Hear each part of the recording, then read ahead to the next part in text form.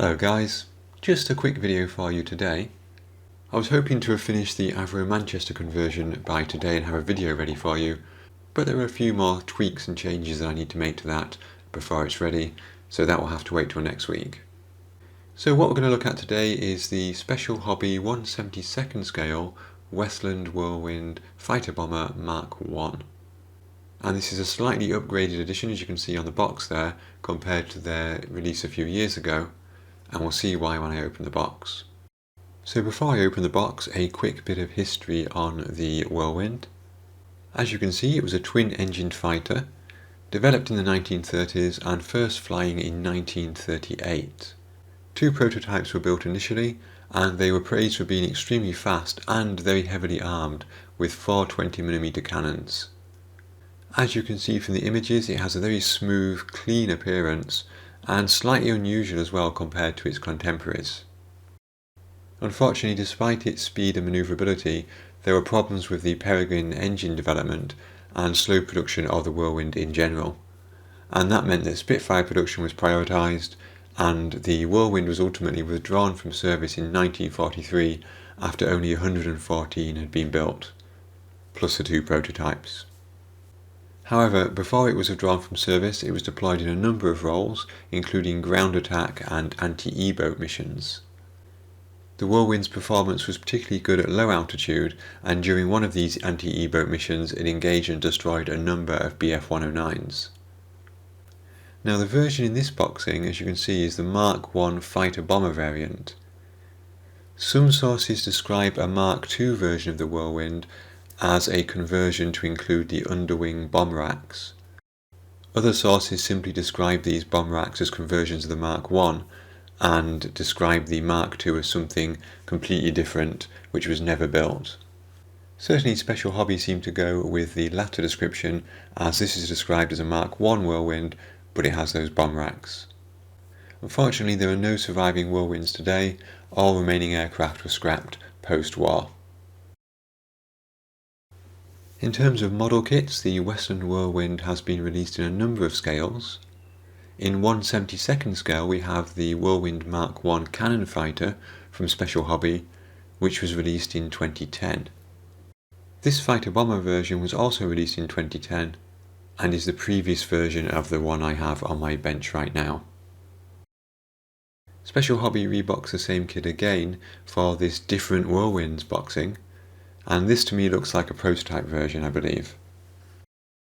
Finally, from Special Hobby, the version I have on my desk, which is the updated fighter bomber version. Also in 1/72nd scale we have this release from Airfix. This is the 2009 boxing, but don't let that fool you, this is originally a 1977 tooling. In 1/48th scale, which to be honest is my preferred scale, we only have this trumpeter version, released in 2014.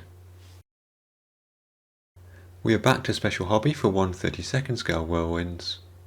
This is their 2020 cannon fighter release, and this is their 2023 fighter bomber release, which you'll note has the same box art as my version and is essentially a 1/32nd scale version of this kit.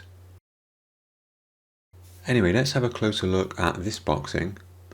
On the back of the box we've got the 4 colour schemes, but we'll look at these in more detail because they're easy to see in the instructions later on. Inside the box we have an instruction leaflet and another bag containing 2 sprues, some decals, some photoetch, some resin parts and some 3D printed parts. Let's look at the instructions first. They're the A5 sort of standard for Special Hobby, with Czech and English on the front, a sprue map including the photoetch and the 3D printed parts on the inside, and then quite a detailed step 1 and step 2. If we zoom in here, you can see there's quite a lot going on here. Lots of cockpit detail, lots of steps to get your head around. We've got the parts there being denoted with the standard letter and number, and the paint's been denoted with the single letter. On the instrument panel there you can see part A9, we have a question mark next to it. I'm guessing that's some option that we have, perhaps it's a plastic instrument panel compared to a photoetch one. We'll have to check that out later. But basically the entire interior is built up in these two steps. Then over the page and we build up the upper and lower wing halves, along with the flaps and the interior of the wheel bays. Step 4 has us attaching the wings to the fuselage and also the horizontal stabilizer. You can also see the colour call out there in the bottom left. Step 5 has us building up the undercarriage. We are bombing up in step 6 and we've got 4 paint schemes there for the bomb variants. Essentially green and yellow in various combinations. It doesn't tell us what each one means, so that's something we'll need to look up. And then over the page for the final details, we've got the exhausts, we've got the propellers, the spinners, and a couple of other bits and pieces. And the cannon barrels going on in step 8, which makes a lot of sense. You don't want to put those on earlier because they will get broken off. At the back of the instructions we have the colour schemes, and here's the first one. All 4 of the schemes are the standard Dayfighter scheme of RAF dark green and ocean grey over medium sea grey, but there are small differences. This first version here is P7094 from 263 Squadron, RAF Warmwell, 1943. And you can see in the decals that we do have that number 12 decal there, which is a pilot's name below the canopy. Scheme B is quite interesting and something that I haven't seen before.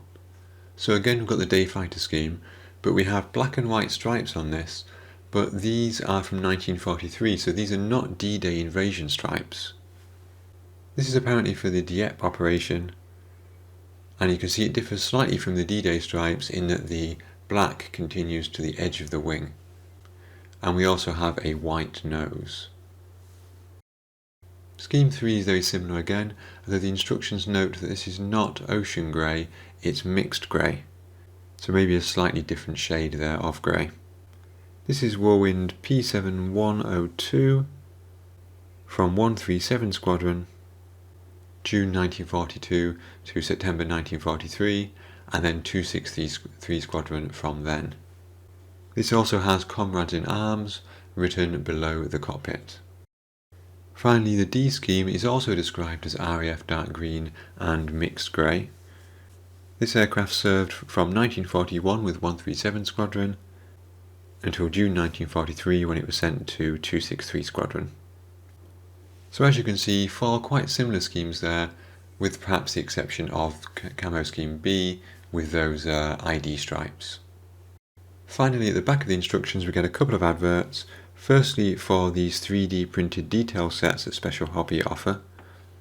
These are for the Airfix Tempest and Airfix Typhoon. And then on the back page, some other Special Hobby kits. And to be honest, I've never heard of the Digby. That's an interesting looking kit. I must say that Special Hobby do specialise in these unusual subjects. In fact, I haven't built my Sea Otter by Special Hobby yet. I need to get around to that too. So let's have a quick look at the plastic. And I don't know why, but I was surprised at how small the Whirlwind was. Maybe it's because it's a twin-engine fighter, I assumed it would be a bit bigger. But as you can see, it's not that much bigger than a Spitfire or a Hurricane. We've got our wings here on the first sprue, the upper and the lower parts, plus a few details like the landing gear and the landing gear doors. If we take a close-up, we can see the panel lines here are super fine. I wish more 1/72 scale kits had fine panel lines like that. All the ejector pin marks and so on seem to be on the inside, as you'd expect, although we have got those sprue joints on the leading edge there of the wings. We also have some fine detail there on the undercarriage legs. Looking at our second sprue, we have the 2 fuselage halves as a single piece, the horizontal stabilizer, and what's clearly a few extra pieces for various details like the undercarriage bays and so on. So quite a small number of parts overall. You can see that unique shape there in those fuselage halves. And if we look at them closely, just like the other sprue, we can see the fine panel line detail and the really good quality moulding as well. We've got some detail there as well on the side of the cockpit walls, and I'm guessing that those two ejection marks are not going to be visible in the final model. Moving on, and we have a bag of resin parts. The most noticeable parts here are of course the wheels, and we do have the writing there as well as the moulding marks, the rubber moulding marks on the side walls of the tyres. So they should look pretty good, and they are weighted as well, as you can see in that shot. We also have what looks like some resin control panels for the cockpit, and I think these are quite possibly aerials or possibly barrels for the cannons. I'm not quite sure yet. Finally, and this is the new addition for the 2024 release, we have these 3D printed bombs. And it looks like the bomb racks are moulded as part of that, or printed as part of those. Although it looks like you could separate them if you wanted to. I don't know how the bombs were included in the previous release, but they certainly look well detailed in this one. Clear parts consist of the canopy plus the wingtip lights, and then finally a bag including the decals and some photo etch on the rear. And you can see there the photo etch includes seat belts with quite a lot of detail on them, an instrument panel, and a few of the parts that I can't identify at the moment, but I'm sure will become obvious once we follow the instructions. So there we have it guys, that was my quick inbox preview of the Special Hobby 1/72 scale Westland Whirlwind Mark I fighter bomber. I hope you enjoyed the video. Again, I'm sorry I don't have the Manchester video this week, but I just wanted to make those final touches before I uploaded the video. But here is that quick preview of it that I promised you earlier. This was actually taken about a week ago, so I've made much more progress on this since then. Anyway, I would like to thank all of you for watching and give special thanks to my Patreon supporters and YouTube members. These guys and girls support the channel on a regular ongoing basis, and I really appreciate it. It helps the channel so much, so thank you very much guys. Thank you for all your support. And until next time and that Manchester video, thank you to everyone for watching, and have fun modelling.